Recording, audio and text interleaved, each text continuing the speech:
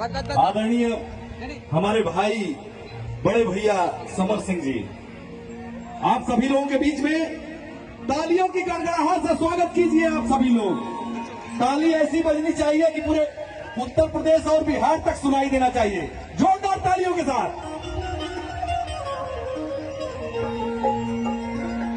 हमारे भाई मनोज लाल यादव जी, आप सबके बीच में मनोज लाल यादव जी हमारे छोटे भाई, जय हो। छोटा भाई एसके आनंद यादव, समर गुप्ता, सोएब, हमारे बड़े भैया रंजीत सिंह जी, जय हो जय हो। हम लोगों के गार्जियन, और जो ये कार्यक्रम जिन्होंने करवाया है आदरणीय वंडारपाल सेठ पाटिल जी ने इस कार्यक्रम का आयोजन किया है।